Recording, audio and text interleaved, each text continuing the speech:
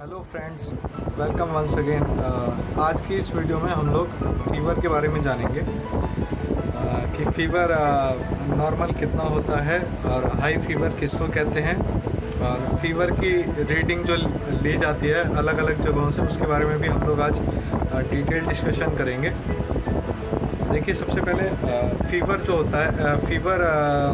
होता है उसकी रीडिंग 3 प्रकार से ली जाती है। सबसे पहले ओरल ली जाती है, टेम्परेचर जो है ओरल लिया जाता है। दूसरा एक्सिलरी और तीसरा रेक्टल। हालांकि रेक्टल टेम्परेचर कोई नहीं लेता है। फीवर का टेम्परेचर जो है ओरल और एक्सिलरी लिया जाता है। ओरल टेम्परेचर और एक्सिलरी टेम्परेचर में अंतर होता है, थोड़ा सा अंतर होता है। ओरल टेम्परेचर थोड़ा सा ज़्यादा होता है एक्सिलरी टेम्परेचर के मुकाबले में। तो दोस्तों, सबसे मेन सवाल है कि फ़ीवर कब आता है और फीवर क्यों आता है और क्यों आना भी ज़रूरी है। तो सबसे पहले जब हमारे शरीर में कुछ ऐसे हानिकारक सेल्स या पैथोजेंस फॉर एग्जांपल बैक्टीरिया या वायरस, जब हमारे शरीर में अनवांटेड वायरस आ जाते हैं और हमारी WBC से उनकी फाइट होती है। इसको मैं एक आपको उदाहरण से समझाता हूँ कि मान के चलिए एक हमारे पास में बहुत बड़ा मकान है और हमने उसके बाहर में 4 सिक्योरिटी गार्ड लगा रखे हैं। मैं आपको एग्जांपल से समझा रहा हूँ कि एक हम बहुत बड़ा मकान है, उसके हमने 4 बॉडी गार्ड लगा रखे हैं बाहर में, और मान के चलिए 4 बॉडी गार्ड है मकान के बाहर में और 6 उनसे भी, वो 4 बॉडीगार्ड से भी अच्छे हस्त-पुष्ट तगड़े लोग आ जाते हैं और हमारे 4 बॉडीगार्ड पे अटैक कर देते हैं। तो क्या होगा? तो हमारे 4 बॉडीगार्ड हैं और उधर 6 बॉडीगार्ड 6 और अनवांटेड लोग आके फाइट कर रहे हैं उनसे। तो क्या होगा वहाँ पे? क्या होगा? मारपीट होगी, पूरी लाठी डंडे टूटेंगे, यानी कचरा इकट्ठा हो जाएगा वहाँ पे। एग्जाम्पल दे रहा हूँ मैं, कचरा इकट्ठा हो जाएगा। और तो फिर क्या होगा? अंदर न्यूज़ आएगी, मकान के अंदर न्यूज़ जाएगी जो ऐसे ऐसे वहाँ बाहर में लड़ाई झगड़ा हो रहा है, बाहर से अनवांटेड। तो आगे जो है, तो 6 जो अनवांटेड लोग जो 4 सिक्योरिटी गार्ड से फाइट कर रहे थे, तो 6 अनवांटेड लोग हो गए पैथोजन। समझिए, 6 अनवांटेड लोग जो 4 सिक्योरिटी गार्ड से फाइट कर रहे थे, तो वो 6 लोग हो गए पैथोजन जिन्होंने अटैक करा हमारी बॉडी पे। और वो जो 4 लोग हमारे सिक्योरिटी गार्ड फाइट कर रहे थे, वो हो गए आपको WBC, वाइट ब्लड सेल, जिसको शरीर की आर्मी के नाम से जाना जाता है, वाइट ब्लड सेल या वाइट ब्लड कॉर्पसल।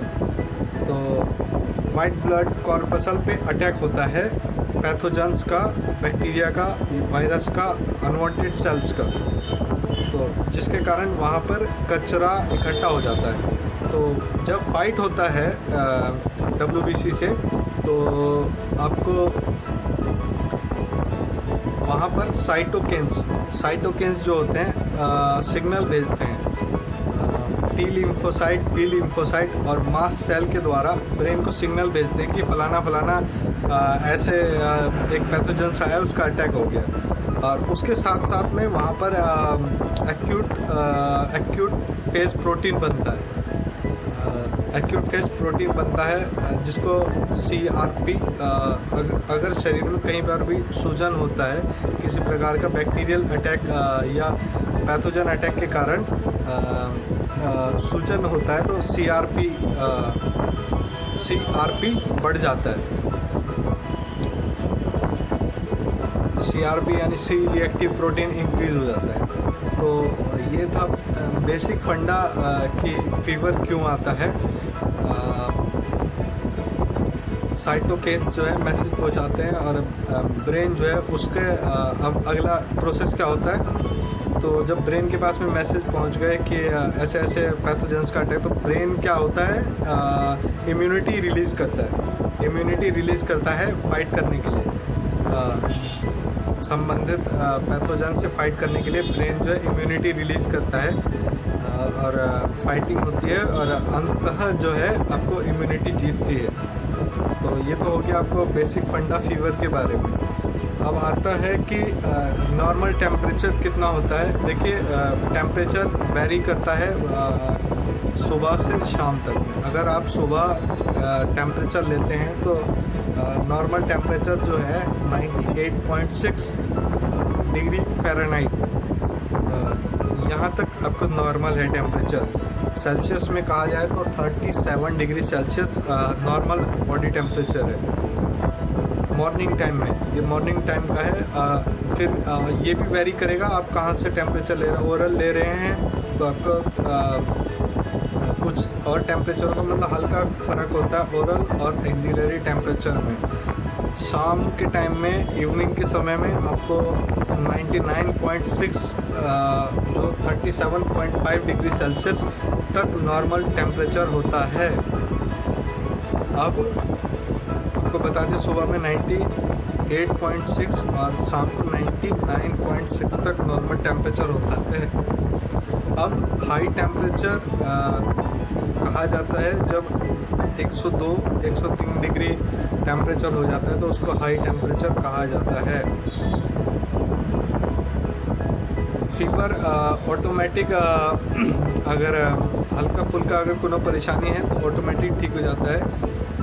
बार बार घूम के कुछ केस में आता है जैसे कोई हार्मफुल बैक्टीरिया टाइफाइड वगैरह का मलेरिया वगैरह का पैरासाइट अगर बॉडी में एंटर कर गया तो फीवर बार बार घूम घूम के आता है।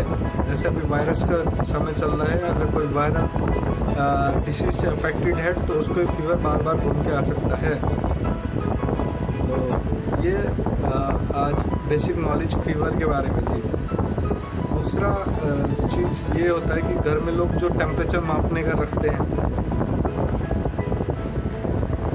टेम्परेचर नापने के इंस्ट्रूमेंट लोगों को ढंग से रीड करना नहीं आता है और वो ज़बरदस्ती का जब भी फीवर नहीं भी है उसके बाद लगाते हैं उनको रीड करना क्योंकि ढंग से नहीं आता है। वो हरदम शिकायत करते रहते हैं कि जो हमको जो फीवर है फीवर है फीवर है और इस तरह फेक वैल्यू आ गई है उसकी, क्योंकि फेक वैल्यू देख के बार बार शिकायत करते हैं कि फीवर है, लेकिन ऐसा नहीं होता है।